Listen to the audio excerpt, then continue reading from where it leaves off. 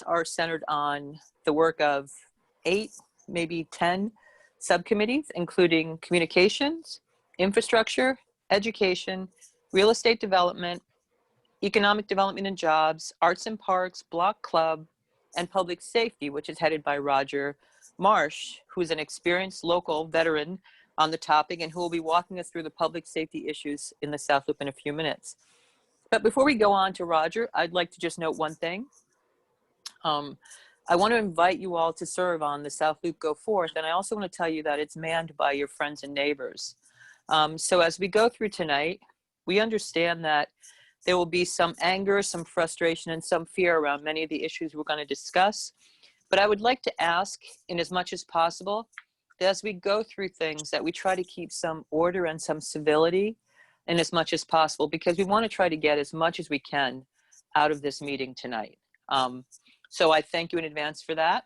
And with that, I'm going to turn the floor over to Roger Marsh, who, as we've said, heads the Go Forth South Loop Public Safety Subcommittee, and who has been putting the pieces together of our public safety for years. So thank you very much for your time, and please welcome Roger Marsh. Hi, folks. Before I get started, I think we'd be a good idea if we introduce the panel who's going to be talking with us. Commander Alderden, why don't you say hello to folks? Good evening, everybody. I'm Commander Jake Alderden. I've been the commander since February. However, prior to my current position, I was the captain in the 1st District and the tactical lieutenant, and I've been in the 1st District since 2017. Prior to that, I primarily worked in various districts and detective divisions on the south side of Chicago. Okay, thank you. Captain Mannion? Good evening, everyone. Seamus Mannion. As the commander said, I came to the 1st District in February of this year. Prior to that, though, I was once here as a business liaison sergeant back in 2012 to 2014 as well. So it's nice to be back to the 1st District. Okay, Sergeant Best? Yeah, my name is Pete Best. I'm currently assigned to the Area 3 Detective Division. I primarily focus on robbery, theft, and burglaries. I'm assigned to the 1st District. I did come, just like Commander Alderden, to the 1st District in 2017. I started as a patrol sergeant, worked for Commander Alderden as a tech sergeant, and was fortunate enough to go to the Detective Division this past April. Okay, and Ms. Carrington? Hi, good evening. My name is Beverly Carrington, and I am a police dispatcher over at the OEMC, or Office of Emergency Management and Communications, the 911 Center. I've been there, this is my 20th year, but I've been in the training department for about 4 years now. So I'm one of the people that come out to speak to the community or go to different resource events, as well as train all of the new hires that are coming into the OEMC. Okay, and Thomas Snooks? Thomas has not joined us yet. He's not joining us yet, okay. Now let's see here, then I'm ready to go. Okay, I think I'm supposed to be sharing my screen with you so that I can do the, is that you moving it, Prentice? On the screen for you, so just let me know which tab you'd like me to go to. Okay, let's just move on to the next tab. Okay, now I need to get rid of this. Okay, this presentation is on public safety in the 4th Ward portion of the South Loop. We'll be looking at crime statistics and trends across the past few years, trying to get to an understanding of where we are now. Okay, next tab. How do we evaluate public safety? It's not just crime and crime statistics, but that's where we're going to start because it's the data we have. But then the question arises, is crime statistics the same thing as how much crime we're having? So there could be some approximation, but maybe not exact. The third thing I want to point out is that there are other factors in public safety besides simply crime. There's quality of life issues. If you ever come to one of the CAPS meetings for the police, They're going to be talking about quality of life. That's raising questions about things like maybe we don't like them, but they're not illegal. For example, panhandling is not illegal in the city of Chicago. Being homeless is not illegal. Having mental health problems is not illegal. So there are other issues for public safety besides crime. The fourth point I want to really put out is important, I think, for us more than ever this year. And that is we each have our own individual perception of what public safety means. And the question becomes, do you and I feel safe right now? And I'd have to admit that my feeling of being safe in the South Loop is different than it was 6 months ago. Okay, the data we're going to be presenting is all from the City of Chicago data portal. There's a website that you can go to and anyone can go and download this information. I'm the one who grabbed this particular set of information and crafted it to tell the story we want to tell about what's happening in the South Loop. So if there's mistakes in this or there's some interpretations, I'm the guy to blame because it was my work. Okay, next screen. Okay, there we go. What this is showing us is where in the South Loop does most crime tend to happen. The length of the bars on this graph point to how many crime reports were coming from that portion of the South Loop.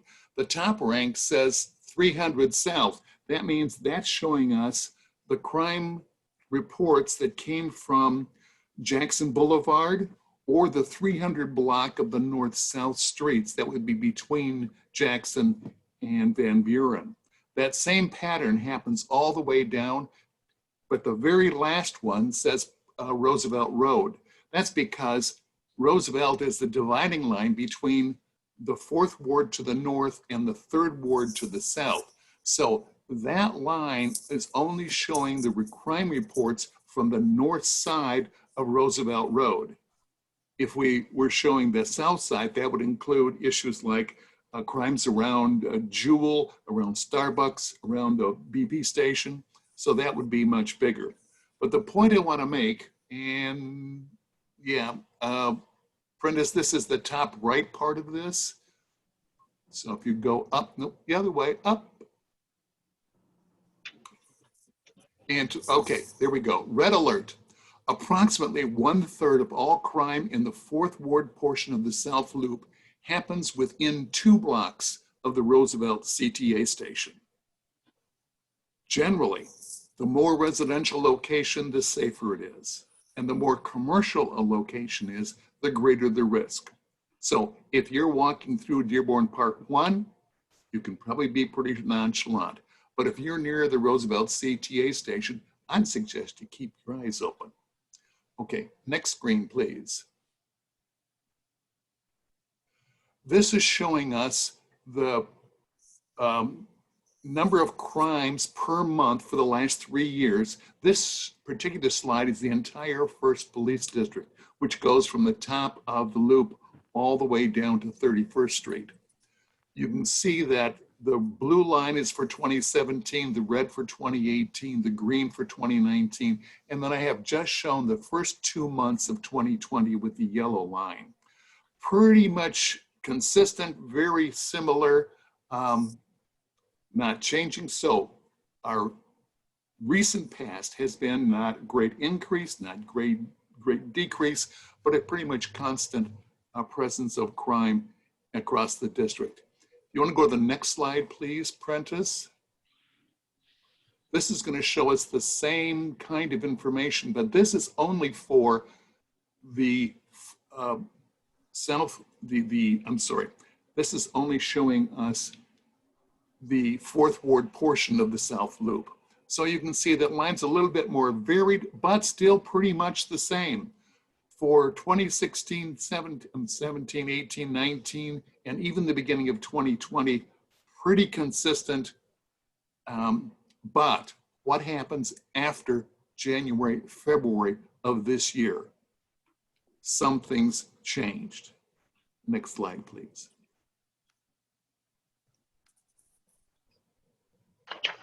The continuation of that yellow line shows us the amount of crime per month through 2020. You can see it's dramatically lower than the other years. If this trend continues through 2020, we will end up with only 2/3 of the amount of crime reports than we've had each of the past 3 years. This is a dramatic drop in the amount of crime. If you head on to the next slide, please. And we want to look at that right-hand portion there. I don't have any research to show us the reasons for this, but I think it's probably pretty safe to say COVID-19 restrictions have really changed the dynamic of crime in the South Loop. Why is that? First off, we stayed at home, and so the criminals couldn't find us. Also, many South Loop businesses were closed, so they couldn't be victimized. I showed you before that 1/3 of all the crime happens within 2 blocks of the Roosevelt station. Commuters are a big part of that, and the commuters work from home, so the criminals couldn't get at them. Finally, with the museums and McCormick Place closed, there were a lot fewer tourists around, and tourists are prime targets for those criminals. Okay, so we saw a great reduction in the total number of crime reported in the South Loop. Let's look at the next slide and begin to talk about what types of crimes happened. This chart has lots and lots of data. I'm not going to bore you with it. On the left-hand side are the 30 categories that the city uses to identify different kinds of crimes. These are set nationally, and so we can compare city to city across the country. A lot of them have very few pieces of data because there were very few crimes of that type committed in the South Loop. For example, number 18, kidnapping. There's only been 1 kidnapping report in the past 4 years, so you can't really talk about trends there. But if you look at the ones I've highlighted, especially that top one, theft, over the past 3 years, 40% of South Loop crimes were classified as theft. This year, that figure's dropped down to only 30%. So all of crime has dropped in the South Loop, but the theft category has dropped faster than the others. Also a little bit down, number 13, deceptive practices.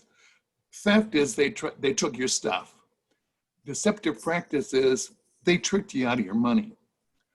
So that also dove dramatically here. It went from 13% the past 3 years to only 7% of the crime this year. So that really, really dropped. The other 2 that I've highlighted here in orange are where that crime percentage went up. Battery. Battery is you hit somebody, you either sock them or you hit them with something.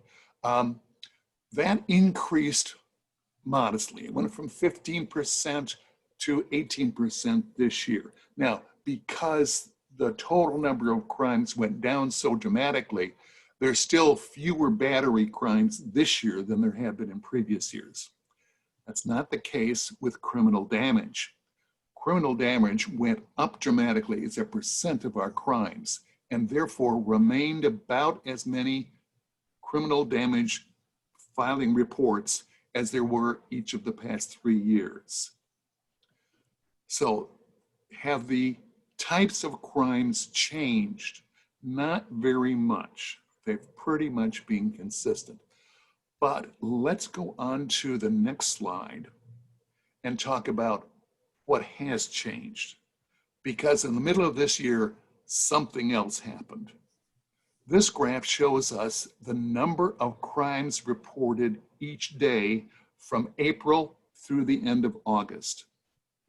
On an average day, there were about 3.5 crimes reported in the Fourth Ward portion of the South Loop. But right in the middle of that, Prentice, can you put your cursor on that top button? Yeah, right there. Bingo. That is May 30th. And as you can see, a dramatic increase This is what shocked us and changed the perception of crime in the South Loop for many of us. And Prentice, move on to the next slide, please. Here on the right-hand side, I'm saying that that event changed our perception of public safety in the South Loop. And again, to the right, Prentice there, this was Memorial Day weekend. What happened then? George Floyd was killed. There were peaceful protests. There were not so peaceful protests. And there was, of course, a huge amount of looting and vandalism in downtown Chicago. Since that, there's been continuing events in and near the South Loop. Storefronts get repeatedly boarded up. And there are other reminders of the troubles that we're having this year. So let's move on one more slide. And if this is where we are, this radical change in perception of safety in the South Loop, let's begin to ask our panel here what we need to do to move forward from this point. So one more slide, Prentice. This appears to be the last slide I have in the deck. Oh, okay. Well, what is on the next slide, I'm sorry, was the presenters, the panelists who you've just been, I'm going to have to move quickly here to see if I can get.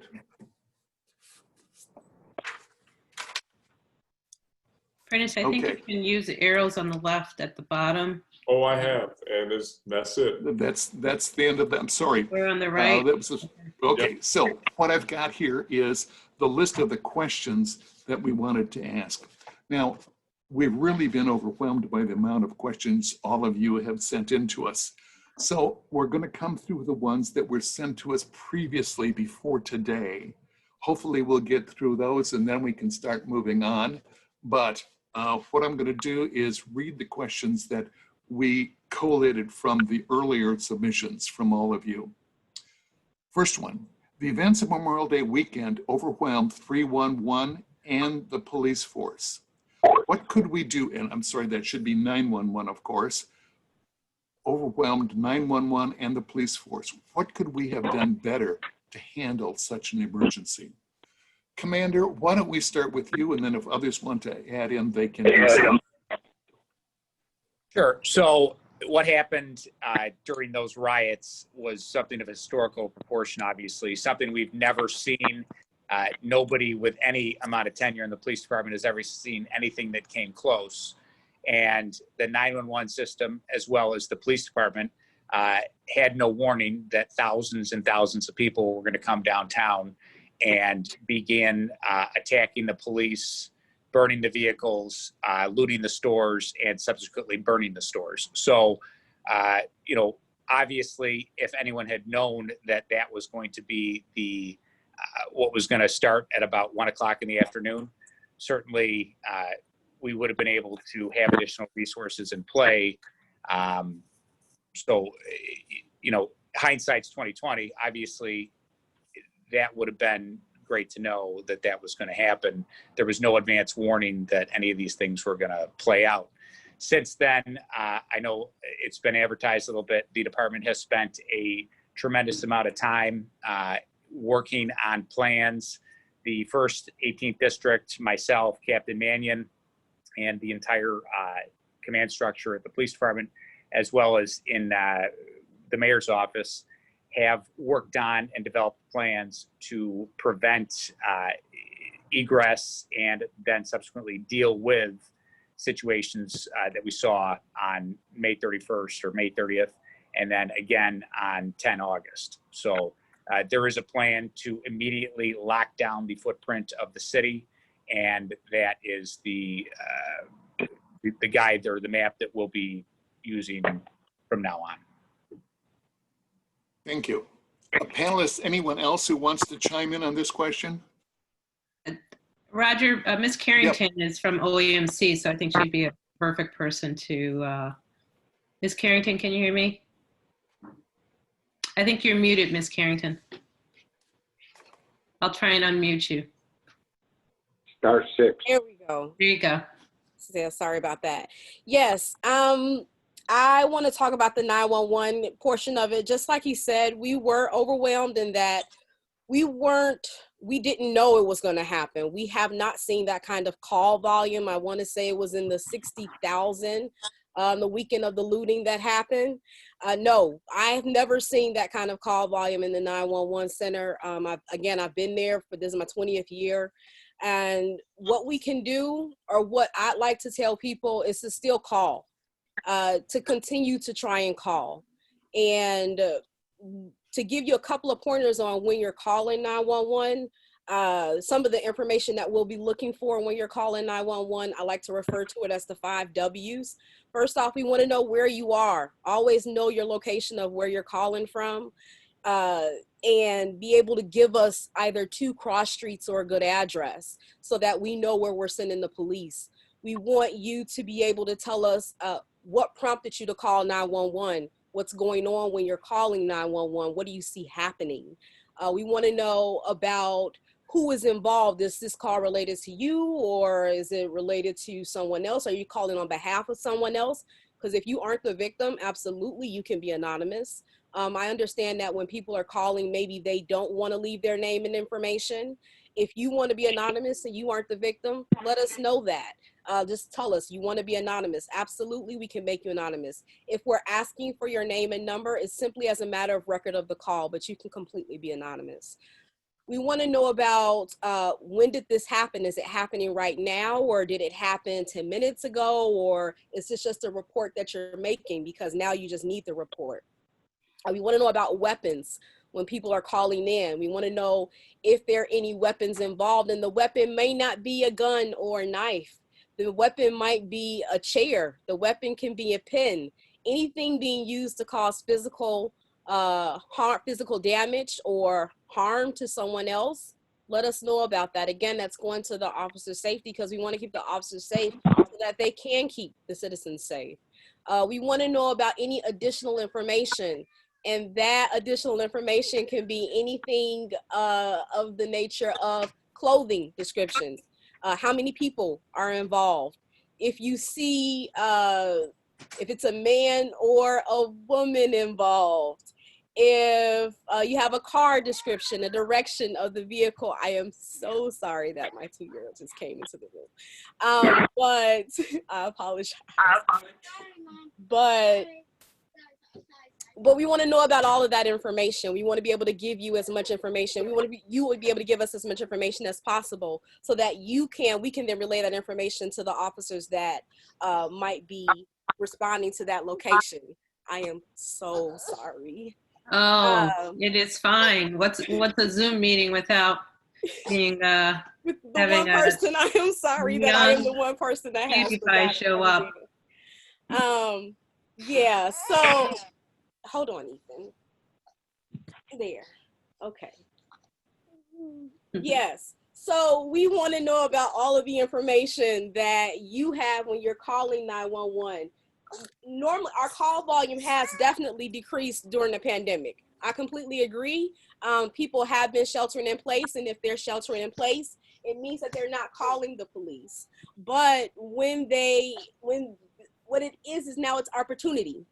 So they don't necessarily, the criminals are still waiting for the opportunity.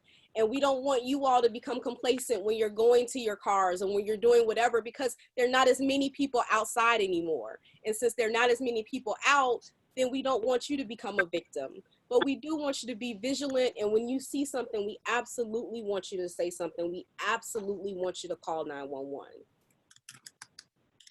Okay, thank you. Anyone else want to respond? Okay, next question. Many business owners and managers say they never saw any city official after they were attacked. What kind of responses did happen following that weekend? Yeah, I'll take that first, Mr. March. So I know I personally was on the streets afterwards, just serving the businesses, helping to clean up, seeing how we could help. As an office, was in communication, with our first district office. But as a number of people have said, I think it took a lot of us by surprise, although, it was going on all over the country at the time.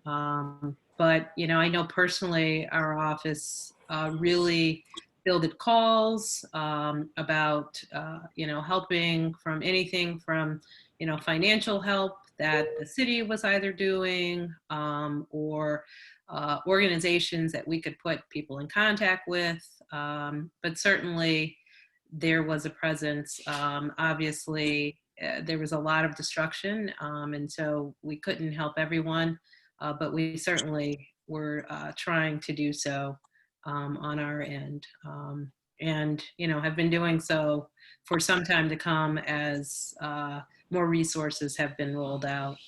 So I'm sorry, whoever the question came from, they didn't see that presence. But certainly our office is here. You can always email us or reach out to us directly by phone if there are any continuing issues, and we will try to do the best that we can to help and support you. Panelists, anyone else? Tom with the Park District. Yes. How you doing? Well, we had our resources going through the park starting at 4 a.m. every morning to clean up the parks along the corridor, like Grant Park and all the areas and all your parks. Our crews came in 2 hours early and stayed 2 hours late, and they worked 7 days a week to keep it cleaned up. Okay, very good. Thank you. Anyone else want to join in? Okay, question number 3. We see the repeated reappearance of boarded up businesses. For example, this weekend again, lots of businesses put up the boards. Is this indicating that there's new damage going on every week here? Or is this more precautionary that they're putting these up? I'll take that one. So it's a combination of old damage and precautionary.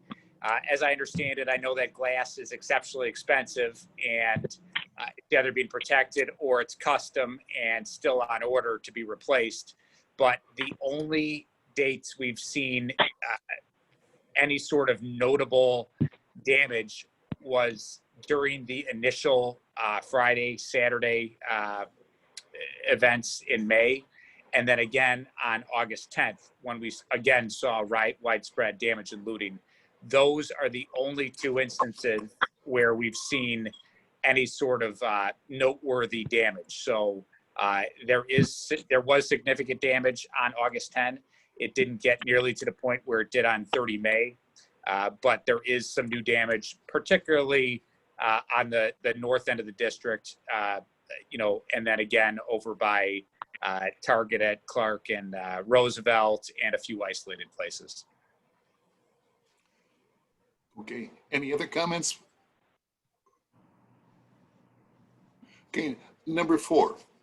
Is there going to be a report on the overall damage and business disruption in the South Loop? Any discussion of that project? Who would like to jump in? I don't.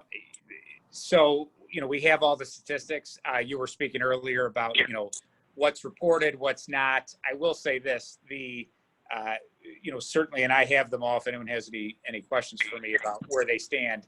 The burglary reports, I know that they're underreported from the May timeframe, and they were substantial, but there was certainly, just like the 911 system was overrun, the reporting system couldn't keep up. And I know there was a lot of businesses that weren't able to obtain burglary reports and subsequently got them later.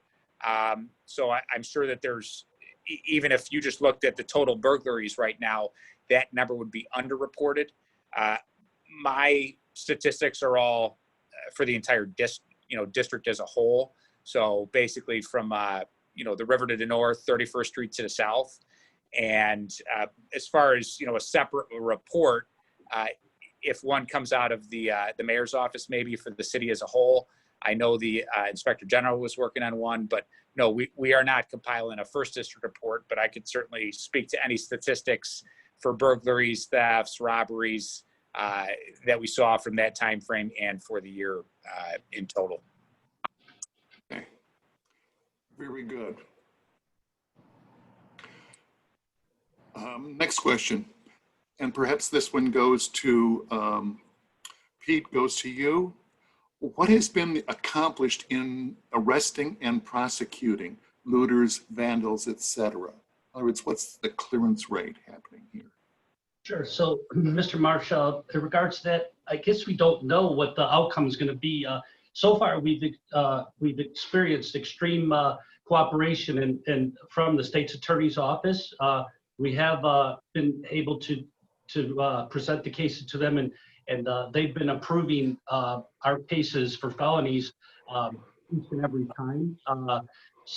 Recently, just for background purposes, since the night of the civil unrest, the latest one, I'm talking about the August 10th one, we created a looting task force citywide.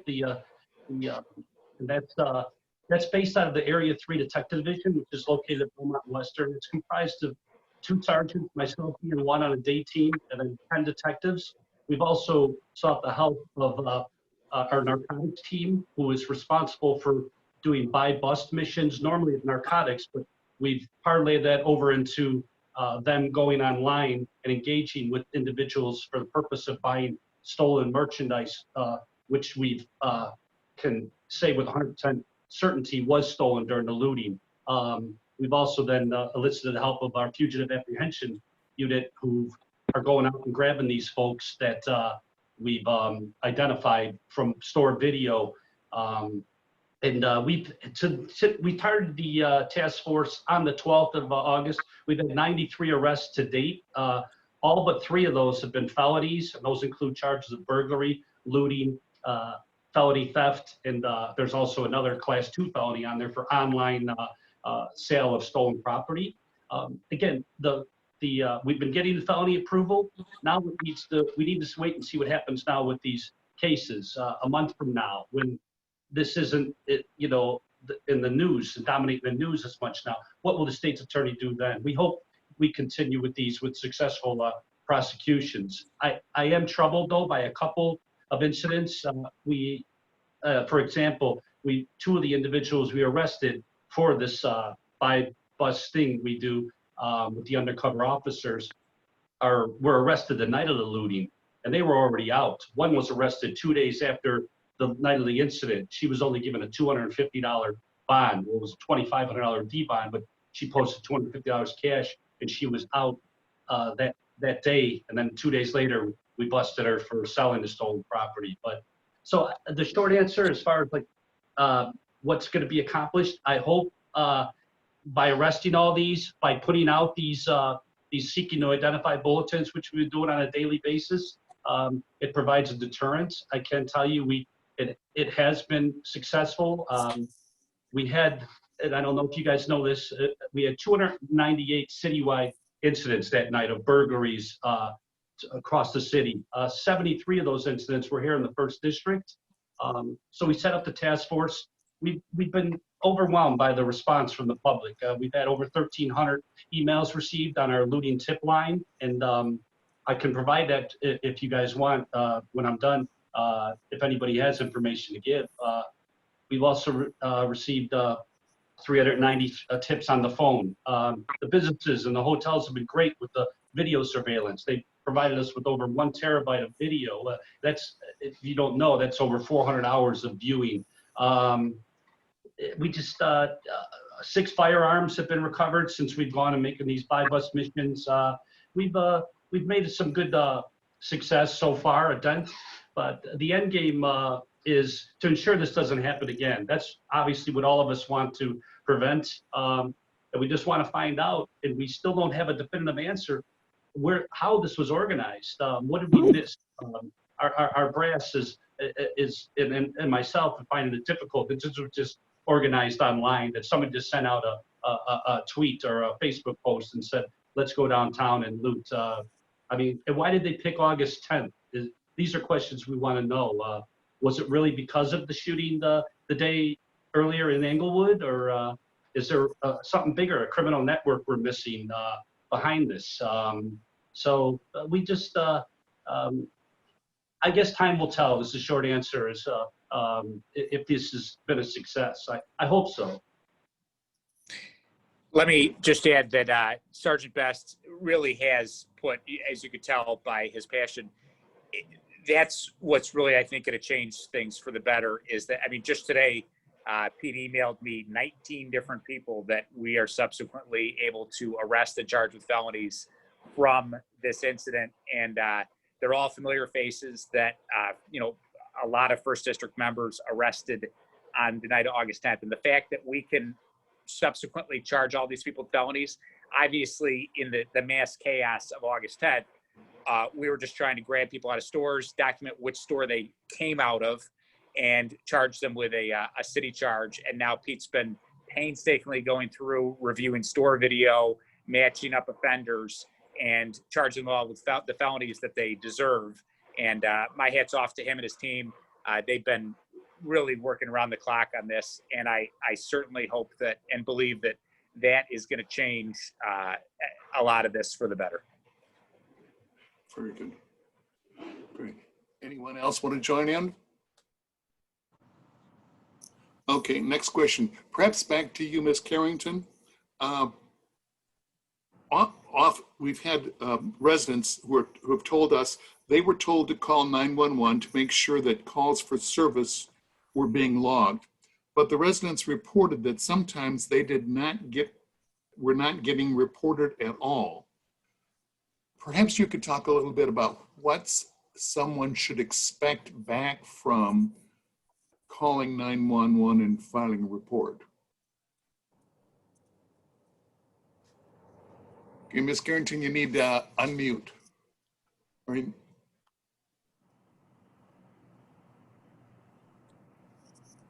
Hey, Prentice, I think you need to unmute Miss Carrington.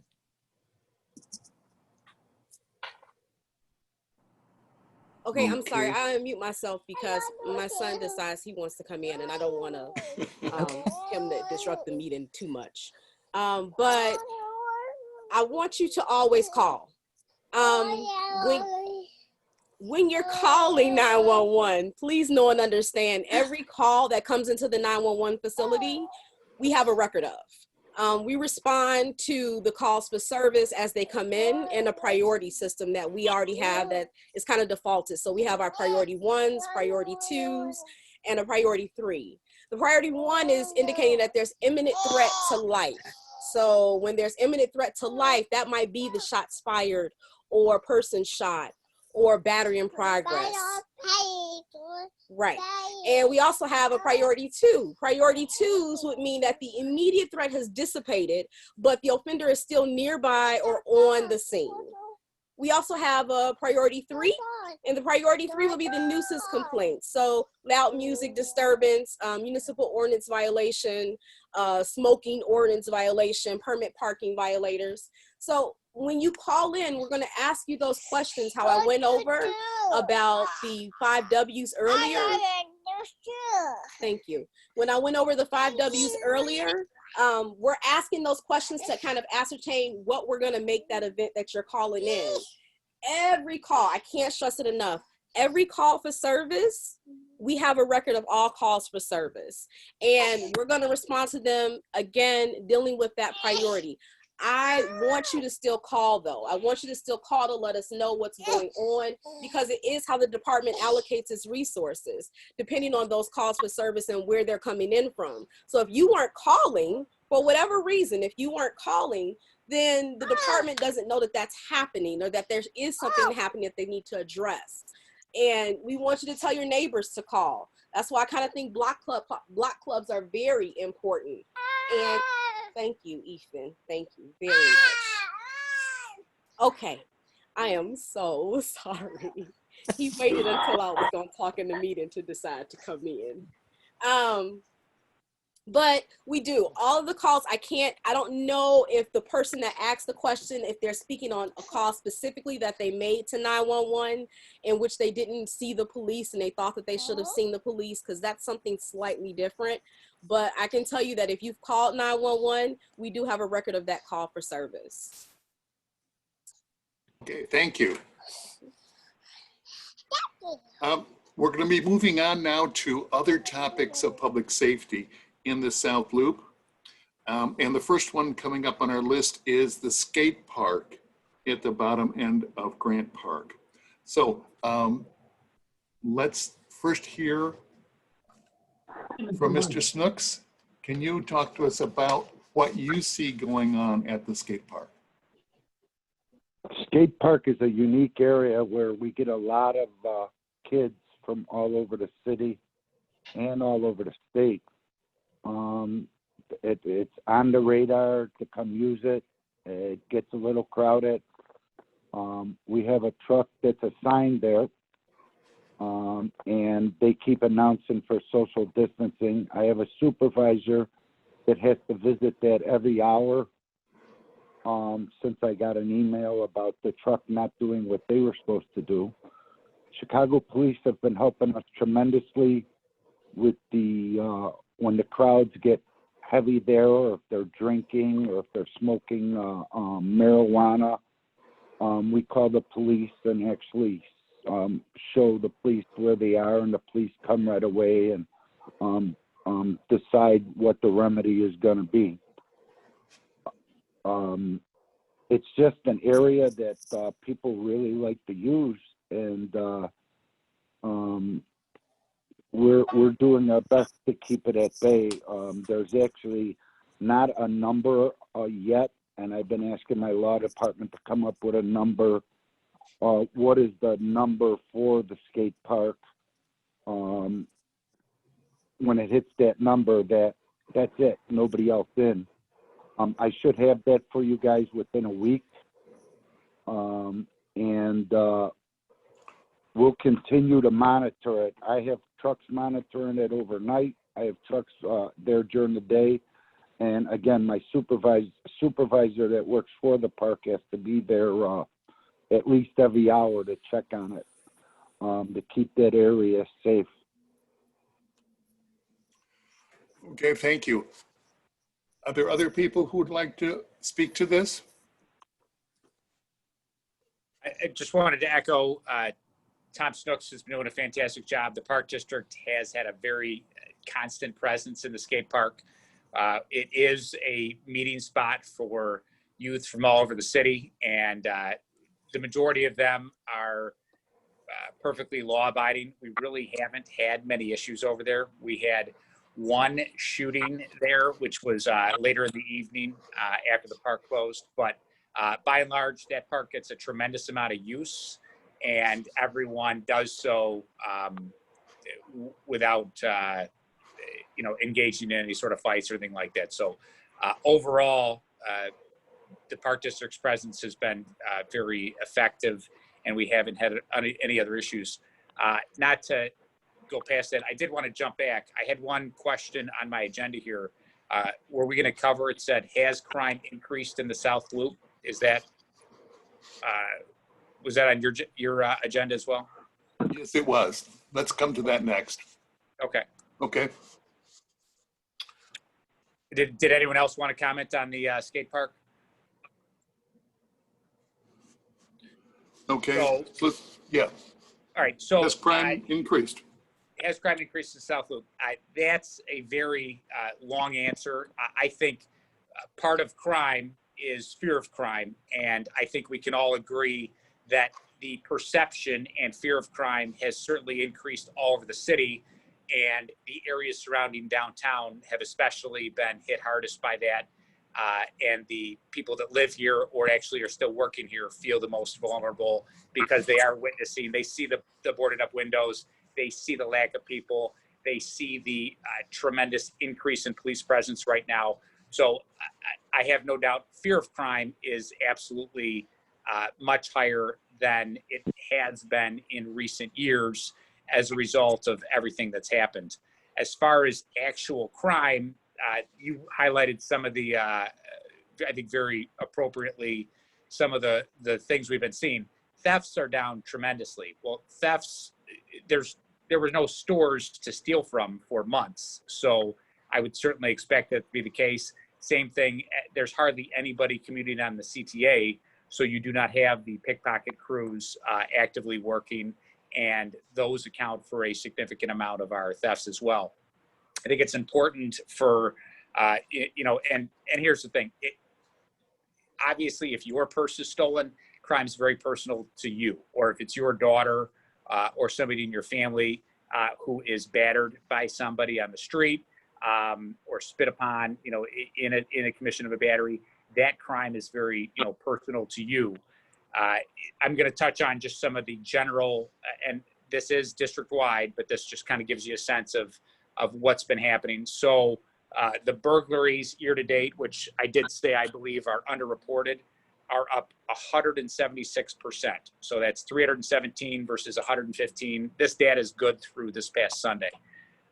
Robberies are down 4%. However, I'll qualify that by saying robberies are down 4%. However, there's been a lot fewer people out on the the public way or stores that have been open, et cetera. So robberies are down 4%. However, there was a lot fewer people to be victimized. Overall, theft is down in the first district by 20%. That 20% is certainly led by the decrease in thefts, and there was no stores, open to steal from. I will say the first district has been blessed by the officers and their proactive nature that has, or their resiliency. And I almost find it hard to believe, because the officers in the first district and the 18th district, I'm going to say, endured more hateful, not only being repeatedly battered and victimized themselves by use of force incidents over the summer, but the nearly constant taunting, hateful speech from all different, people that they encountered. And in light of that, they still did their job. And I want to just touch on a few numbers that underscore how they still did their job. So there's 22 police districts. We document, how we stop people as far as if they're about to, in the commission of a crime. That number, we're in the top 2. Arrests, obviously, with COVID, they are down in every police district. However, the arrests are down the least in the first district. So the first district has the least percent decrease in arrests. We have more robbery arrests in the first district than any district in the entire city. So cumulatively, we have a total gross number that's higher than any district in the city. Gun arrests, I think, are the most alarming. And I say alarming because it is alarming to me that you can see this sort of percent increase. And it certainly doesn't mean that we are getting everybody that's illegally possessing a firearm down here. But what it does tell you is that the officers are still being very proactive.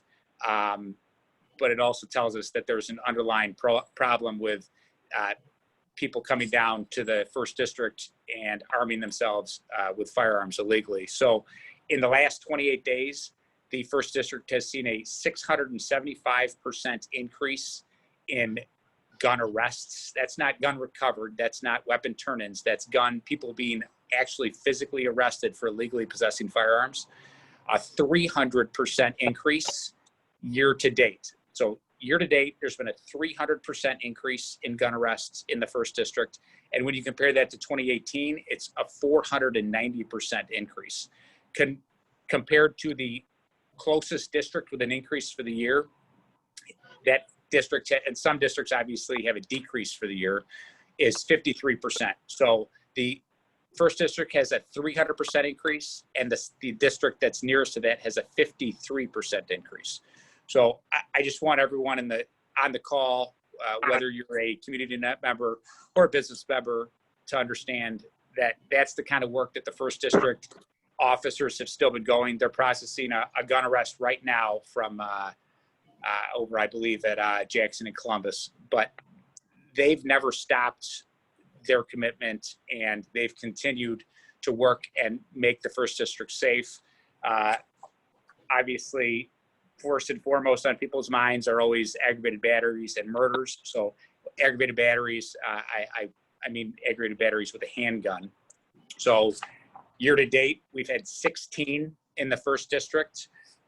That's up, let's see, 60% is shooting victims. So some of these, obviously, there's multiple people shot. So of the 16 aggravated batteries, 7 of the people that were shot immediately refused to press charges. So, take it for what it's worth. But in my experience, that means that you probably knew the person that shot you, or there was some underlying other activity going on. But 7 of the 16 aggravated battery with firearm incidents, the victim immediately outright said they wanted no prosecution of the offender. Sorry, Commander, I'm Yeah. sorry. We're going to have to move soon because we have a lot of questions still waiting, and some of them are still involving the skate part that's come up in the chat multiple times. And That's fine. If people want me to move past the murders and the aggravated batteries with firearms, if that's not what they want to hear about, that's fine. Okay, so Roger, I have a number of questions about whether or not there's going to be a patrol car near the skate park. And Yes. what is being done about social distancing in the park, people wearing masks, and also concerns about marijuana usage at the skate park. Tom, can you speak to those issues about what the park district is doing to address those concerns? Well, as I said, I'm first of all finding out what the capacity of the skate park is to our legal department. I have my trucks out there announcing for people the social distancing from their microphone. When they refuse the social distance, we contacted the police, and the police do respond. We clear out the area for the time, for time being, and then we start all over again. It's a very well-used park. And it's not just the people in the skate park. They're sitting outside of the skate park, all around the area in the park. So we have been having cars go there. I said we have a supervisor go there every hour to monitor it. And it's on our camera at our 24-hour desk What at is Norley Island. John, what is the And, policy about marijuana usage? Excuse me? People are asking about what is the city's policy about enforcing marijuana usage or not to use it near the skate park? We contact the Chicago police. No, in regards to a group that is in there that is smoking marijuana. When our guy smells and the marijuana, we contact 911 and the police arrive. Okay, Roger, I think we had another question that we can quickly get to is about the motorcycles. Yes. Yes. Okay, before we move to that, Apprentice, you said before that we should be wrapping up by 7 o'clock. It's that time We're now. gonna move What it. do you want to do? We're going to move a little bit faster, but we're going to go for 15 minutes after. Very good. Okay. A lot of comments about motorcycle riders, sometimes with large numbers of them, sometimes by themselves, but different kinds of behavior. First place, very loud. The motorcycles themselves being loud, the music being played very loud, and ignoring traffic signals, many things like that. What can be done to take care of us who live in the neighborhood with this kind of activity going on? And I'm not sure who I would address this to. So anyone like to respond first?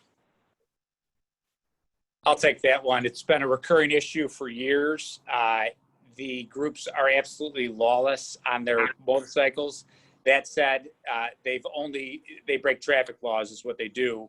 We have ticketed and impounded numerous off-road vehicles that aren't even equipped to be on the street.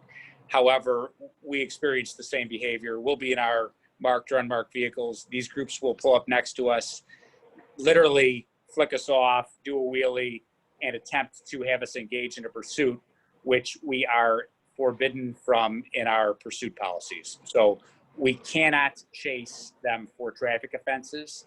And that's clearly well known to them, and it's been a recurring issue for years. Okay. I'll also add to that, Go ahead. you know, several aldermen share that issue or have that issue, and we are working with leadership to try and, you know, get some resolution. But as Commander, you know, mentioned, it's an issue that we've been trying to get a handle on, but I know that there is going to be a task force that's looking at it. Myself, Alderman Dow, Alderman Riley, Hopkins, Smith, several of us who are kind of on the lakefront have had some of those issues. And I know we have an upcoming meeting to talk specifically about that. But it's definitely an issue that is concerning to residents and that we're trying to get a handle on, but it's been a slippery, to say the least. It's very disruptive. Additionally, one of our key problems there is when vehicles flee from us, the only real tool we have is to impound the vehicle. Well, you need a license plate to impound a vehicle. And if you'll ever look at these groups of motorcycles that are coming by, almost none of them, or none of them, I should say, have license plates. They typically take them off, put them under their seats. We'll get them stopped at a gas station and cite them all for not having a display plate. But that's the challenge there. There's no way to impound the motorcycles for fleeing because there's no license plates on the vehicles. So they figured you out pretty good. Yeah, okay. So Alderman, you mentioned a task force. Is there a way for citizens to be giving you input for that task force? Yeah, so we had actually had a hearing about this pre-COVID, and we were supposed to be meeting with the new superintendent about this particular issue, and bringing together kind of a group of people after that. But obviously, some other incidents have taken precedence. So our meeting got moved back. This was with the alderman that I stated earlier. So after we meet with, I probably incorrectly said a task force. I meant a task force within the police department that's specifically looking at this particular issue and how to attack the issue. And so after that meeting, we will come back to the public and share what we've learned and what we're going to do, going forward. But it's been an issue that we've been dealing with for some time, and not for lack of trying, that's for sure. Yeah. Some of the groups even, are followed on social media, and we'll have some knowledge that they're gathering, and we'll attempt to cite them in another district where they're gathering. Mm-hmm. But once they're eluding the police, we're not chasing them recklessly through the neighborhood. Yeah. Okay, I understand that would be. We should probably get to the issue about the homeless concerns and the Yes. We got a lot of questions in the chat about that. What's being done? Okay. Prentice, why don't you give us some context for that? Sure. We have a couple different questions. One, we have a question about what is being done about the homeless concerns in Grant Park. That's one issue. Also, has the Office of the Alderman and also the First District worked with the Department of Family Support Services for humane outreach to the homeless population? And I will say yes to both. I know the First District has a special team that work with the homeless area. Perhaps, Commander, you can speak to that and how they handle the homeless concerns in the First District. Sure. So we have, it's called our homeless outreach team. Currently, it's just 2 officers, but typically wear street clothes. They're more approachable. They attempt to establish a rapport with individuals who are suffering from homelessness, and they'll make contact with them, attempt to offer them, communication with various other providers or with DFSS. And we've had a lot of success with that. And certainly, I know I get a lot of complaints about that as far as homeless people gathering. But obviously, it's not a crime. These people really have nowhere to go. And but we've really tried hard to work with encampment strategies with some of these groups and get them shelter if they're willing to accept it. Yeah, it's a larger issue. I mean, especially, during COVID, it's impacting our most vulnerable citizens, even more. But I do know that the First District has a very, holistic approach to, dealing with the issue, working with the Department of Family and Support Services.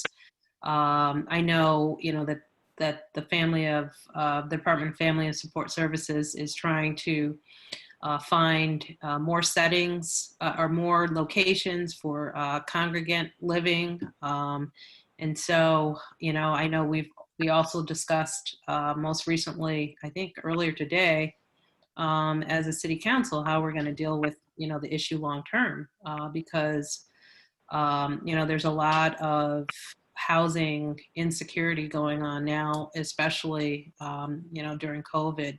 But I think one of the issues was around Harrison, and we're well aware of that. But we are, trying to deal with it as holistically as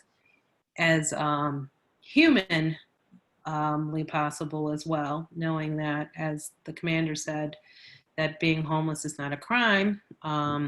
It's an issue as a city that we will have to address even more aggressively, because it is impacting even more people. So bear with us. We have noticed the increase, but as COVID has exposed, our most vulnerable populations are being impacted even more by this. And so, we're trying to address it as humanly as possible. So. I frequently attend the CAPS meetings here in the South Loop, and this is a frequent question that people who come to the CAPS meetings are raising is how do we deal with the people who obviously are in need of some kind of service, but sometimes don't want to do that. Commander, you mentioned the officers who are directly involved in handling homeless issues. Is there a way that they could show up at the CAPS meetings and help us talk with citizens who have a concern and don't know what to do about it? Sure. If they, I can't have them attend every CAPS meeting, but if they specifically, if there was people that were going to attend a CAPS meeting that wanted specifically to reach out to them, that'd be fine. I could certainly arrange that they would be there. Okay, well, I usually go to the Sector 20 meetings, and I'm working with Stene Wills as well. So perhaps we could, schedule a particular CAPS meeting sometime in the future where they could come and help us that way. That would be great. Sure, that'd be great. Okay. So can I jump in, Roger? Yes, go ahead. I just want, I think we're going to need to wrap up soon, because you said, but I'd like the 12th question and I want to just tell people we have a list of 35 questions. Yeah. So I will try to follow up and go through and get some answers. But the last one is actually kind of a good way to end. And it's, what can residents do to help improve public safety in the South Loop? And I'd like, on the way out, if we can get the police officers to speak to that for us, so that people have an idea. Okay? If I could chime in, I would just like to tell everybody, just be aware of your surroundings at all times. And if you see something, say something. report any suspicious activity immediately. Whatever you do, if you are a victim of a crime, I would just ask that you remain calm, as dramatic as it may seem, and whatever you do, do not pursue the assailant. Let the police come, remain on scene. We will get these guys. I mean, so just first and foremost, if you see something, say something. I can just add one more thing though earlier, that what the commander said earlier about how this happened was unprecedented. I just want to say one more thing that we've done to safeguard this from happening. The police department has a SOMEX team. It's a social media exploitation team. And what they're doing is now they are out there constant presence online and looking for anybody who may be posting about causing civil unrest or coming downtown. So we hope that that will prevent something like this happening again. Sorry for your time. Thanks. Very good, thank you. Others would like to help us? How can citizens get more involved in improving public safety in the South Loop? I think Pete did a great job covering it. Just immediately calling, descriptions, providing directions of flight. That's the most important. That's what the police officers on the ground are looking for. Also, if you're a resident of the South Loop, as I have been for 21 years, please know your neighbors. If you see something suspicious or awry, just call. I mean, that's all any of us that live down here wants, is for our fellow neighbors to look out for each other and not look the other way. If you see something happen, call. We would love to come out. I'd love to have the calls for service. Too often, as Sergeant Best will tell you, we get these videos of things that have happened to people, and there's all kinds of people driving by, walking by, and it's almost as if nobody will stop or lend their ability to call 911. So knowing what looks suspicious and knowing your neighbors and not being afraid to get involved. And also, if you witness something, we want to talk to you. Obviously we can't put a case together unless we have witnesses or video that corroborates the events. So being willing to communicate with the police department is key. And certainly if you're the victim of a crime, you prosecuting the offender and stating you're able to go to court and willing goes a long way. There's nothing that's more frustrating to myself, Sergeant Best, or anyone in this police department, where we chase down an offender and subsequently return to talk to the victim, who tells us that all they wanted was their phone back and they don't want to do anything about it. So that's key to me. I would just like to add, if I may, Mr. Marsh, joining groups like this are important. I think, this is a large forum that we're doing kind of for everybody in the South Loop, but, in smaller groups, I know that I'm available to meet with, the South Loop Safety Committee. There are other safety committees that we have throughout the ward.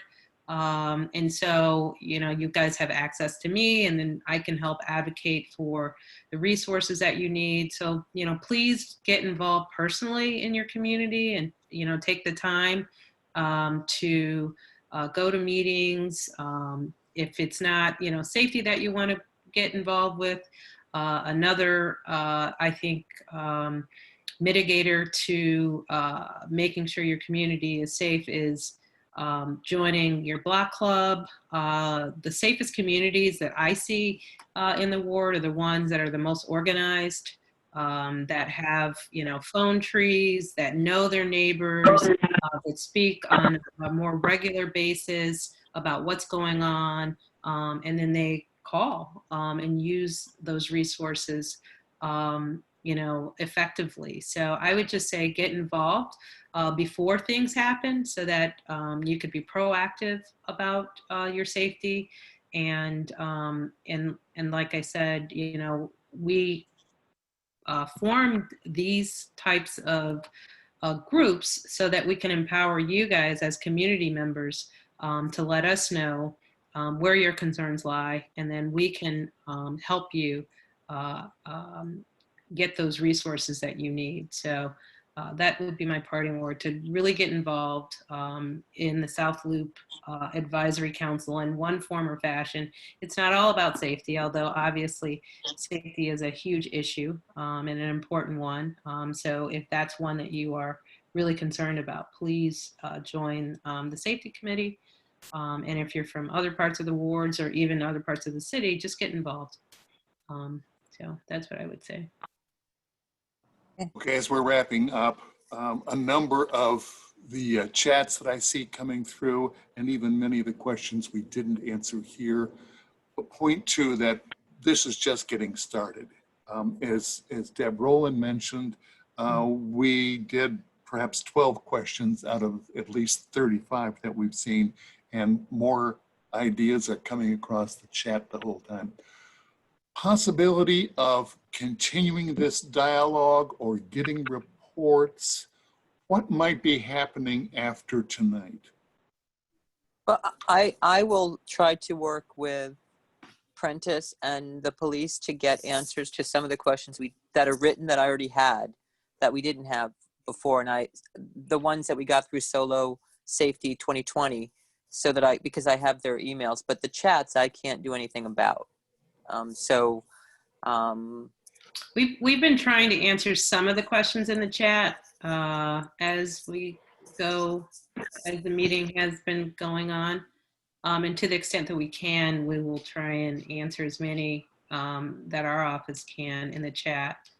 And then, I think what we can commit to is, with the South Loop Advisory Council, you guys will be meeting, and we'll start to post those meetings of when you're going to meet. I know you'll have kind of larger quarterly meetings, but I also know that the safety subcommittee will meet periodically as well. And so, there will be opportunity to get those questions answered during that time as well. So this isn't like the first and the last meeting. This is just the beginning, as Mr. Marsh indicated. And so, I just want people to stay involved. We know, that there's a lot of concern, especially around, some of the issues that are unprecedented. And I think that the whole city shares those concerns. It's complicated, a lot of them. But some of them are straightforward and shouldn't happen. And we need to be responsive as a city to those. And some of them are longer systemic issues that we also need to pay attention to. But know, that our office is here to try and make sure that you guys have the resources that you deserve as a community, and that, we will stay tuned to the issues and make sure that you even feel safer. Although, Roger, I just want to say thank you for those statistics. And, I appreciate your leadership there. But sometimes, statistics aren't what people actually feel, as we've seen. But that's important to make sure that we all feel safe, as well as are statistically safe. So we'll keep our eye on all of that, and know that this is not the end, but just the kind of the beginning of this conversation. And I want to thank you, Deb Rowland, for your leadership here and bringing this together. This came from you guys. You wanted to do this safety committee meeting. This is exactly why our office started this, so that we can empower the community to really, basically be active and, advocating on behalf of themselves. So we appreciate that. Can I just say one more thing? Everybody who I send an answer to, just so you know, I'm going to try to recruit you, because we need you to be part of this, okay? So just so you know. Thank you all very much. I may be in touch with some of the police commanders. I hope that's all right, and the sergeants, and probably Mr. Snooks, because there seem to be a lot of questions about this skateboard park. But I think that we're going to work well together, and I really appreciate that everybody came out tonight, all of the panelists, as well as all the people who attended. Again, thank you so much to the alderman's office and all of the city officials who decided to waste or to spend, sorry, their Tuesday evening with us. And thank you so much to Roger for doing so much work. Thank you to everyone again. And thank you participants for being part of all of this. Thank you and good night. Good night. Thank you for taking the time. Thank you. All right.